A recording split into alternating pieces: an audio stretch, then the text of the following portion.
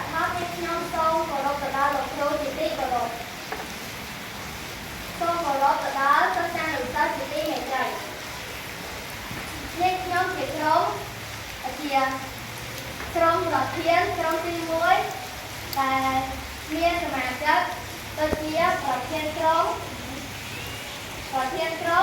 អនុប្រធានហើយនិងសមាជិកវត្តចន្ទជនទីវណ្ណរាយុទ្ធយេនសម្បូរហានសុមុនអើងកញ្ញានិងគិនឯណាពួកខ្ញុំឡើងមកទីនេះដើម្បីបកស្រាយនៅការសរសេរពិធីបុណ្យចូលឆ្នាំខ្មែរសូមអង្គពិធីទាំងមូលរៀបសម្រាប់ដូចតទៅពិធីបុណ្យចូលឆ្នាំខ្មែរសេរីអភិបាលនៅក្នុងប្រទេសកម្ពុជាយើងគេតែងប្រារព្ធពិធីមួយដែលហៅថាពិធីបុណ្យចូលឆ្នាំខ្មែរជារៀងរាល់ឆ្នាំគេតែងប្រារព្ធពិធីនេះឡើងនៅថ្ងៃទី13 14 ខែមេសាពិធីនេះពិធីបុណ្យចូលឆ្នាំខ្មែរនេះតាំងពីដើមមកគេតែប្រារព្ធឡើងនៅដំណាច់ខាងនោះការដោយសារនៅក្នុងពេលដែលកសិករមិនទាន់ចាក់បានបញ្ចប់ការប្រមូលផលកសិកម្មដល់ពិធីបុណ្យនេះគេបានលើកទៅធ្វើនៅខែមេសាគេប្រារព្ធពិធីបុណ្យចូលឆ្នាំខ្មែរដើម្បីអបអរសាទរទេវតាទទួលទេវតាឆ្នាំថ្មីនិងអបអរសាទរការបញ្ចប់ការងារប្រមូលផលរបស់ប្រជាកសិករគេចែកថ្ងៃក្នុងពិធីបុណ្យចូលឆ្នាំខ្មែរជា3គឺថ្ងៃទី1ហៅថាថ្ងៃចូលឆ្នាំថ្ងៃទី2គេហៅថាវិរៈវណ្ណបត្រនិងថ្ងៃទី3គេហៅថាវិរៈវណ្ណស័ក្តិនៅក្នុងពិធីនេះប្រជាពលរដ្ឋខ្មែរទាំងអស់ក្មេងចាស់ប្រុសស្រីគេតែងតែនាំគ្នារៀបចំទទួលទេវតាយកចង្ហាន់រកបាតប្រគេនសីលទានដល់ព្រះសង្ឃនិងលេខបាយប្រជាប្រិយខ្មែរជាច្រើនដូចជាទៀងទ្រាត់យៈកន្តែងបោះអង្គុយលោកតាវចៅគូឬមិនក៏បានគ្រប់បាត់ដូច្នេះហើយប្រជាពលរដ្ឋខ្មែរទាំងឡាយគ្រប់រូបរៀនយកដល់អំពីពិធីបុណ្យចូលឆ្នាំខ្មែរនិងត្រូវខិតខំថែរក្សាបុណ្យប្រពៃណីជាតិឲ្យបានល្អគង់វង្សយូរអង្វែងហើយមិនត្រូវស្ទាក់ស្ទើរសារបរទេសសូមអរគុណជ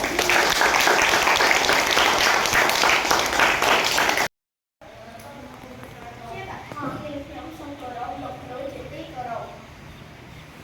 សូមគោរពសិស្សានុសិស្សទាំងអស់ជាទីមេត្រីនាងខ្ញុំឡើងមកទីនេះដើម្បី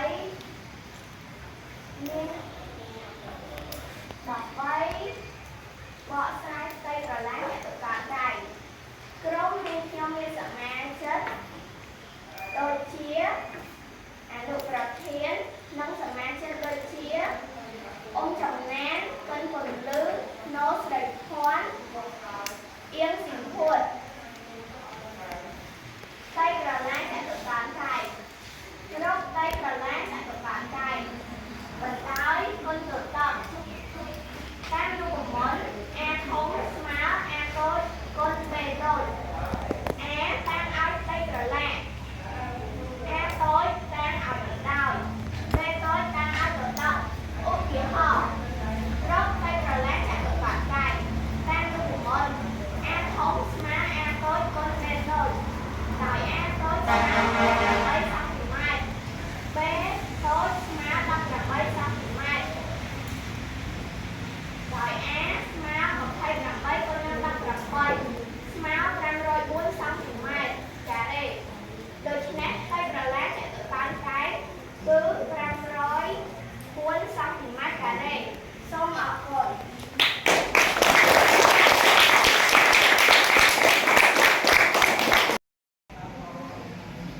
ជាបឋមនេះខ្ញុំសូមគោរពលោកគ្រូជាទីគោរពសូមគោរពមិត្តសិស្សានុសិស្សដែលមានវត្តមាននៅទីនេះជាទីមេត្រីនាងខ្ញុំពុកខុនសុខបីអជាប្រធាននៃក្រុមទី3កាន់ស្រីលីនជាអនុប្រធានក្រុមនិងមានសមាជិកចំនួន7នាក់ទៀតគឺភឿនលីសាបិនសូនីតាតុនសុខាយុគខឿនរាយុទ្ធរស់ច័ន្ទកំថាបេតសវណ្ណពិសិដ្ឋនិងជិនកំហេក្រុមនាងខ្ញុំឡើងមកទីនេះដើម្បីបកស្រាយនៅមេរៀនល្បែងសូមអង្គពិធីទាំងមូលរីករាយសម្រាប់ដូចតទៅរុក្ខជាតិទាំងអស់នៅជុំវិញខ្លួនយើងដូចជាទឹកដីខ្យល់សិលាសុទ្ធតែបង្កឡើងពីធាតុឬសក្តិធាតុទាំងអស់ធាតុឬសក្តិធាតុនៅក្នុងធម្មជាតិពុំថាភាពសុទ្ធទាំងអស់ទេភាគច្រើននៃរុក្ខជាតិ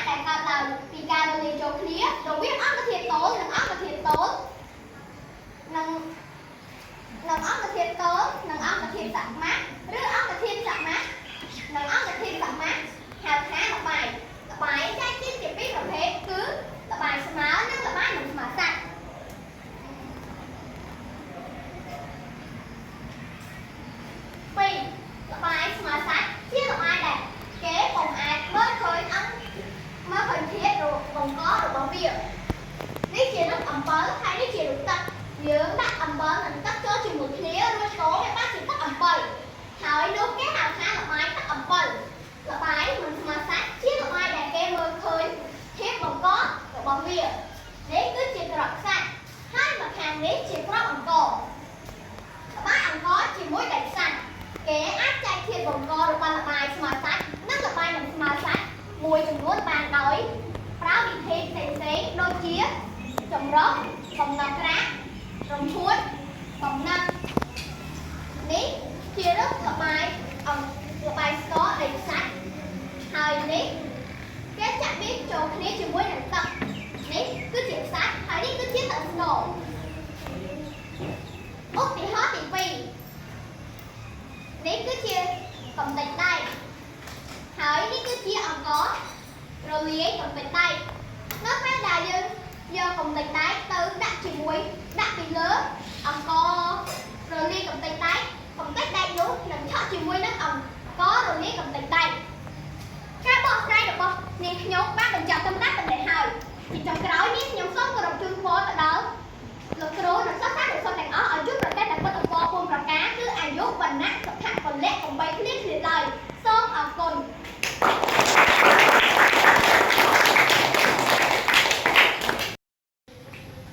ខ្ញុំសូមគោរពលោកគ្រូជាទីគោរពសូមគោរពសិស្សសានុសិស្សទាំងអស់ជាទីមេត្រីពួកខ្ញុំជាក្រុមទី4ដែលមានសមាជិកដូចជាមេប្រធានអនុប្រធាននិងសមាជិកទាំងអស់7នាក់ពួកខ្ញុំឡើងនៅទីនេះដើម្បីបង្ហាញអំពីការតាំងសេចក្តីអំពីទីកន្លែងសូមអង្គវិធីទាំងមូលរៀបរៀងសម្ងាត់ដូចតទៅការតាំងសេចក្តីអំពីទីកន្លែងសេចក្តីអធិប្បាយនៅសប្តាហ៍មុនខ្ញុំនិងមិត្តភ័ក្តិរបស់ខ្ញុំបានធ្វើដំណើរទៅកម្សាន្តនៅសមុទ្រកែបដែលស្ថិតនៅក្នុងភូមិកែបសង្កាត់កែបក្រុងកែបខេត្តកែប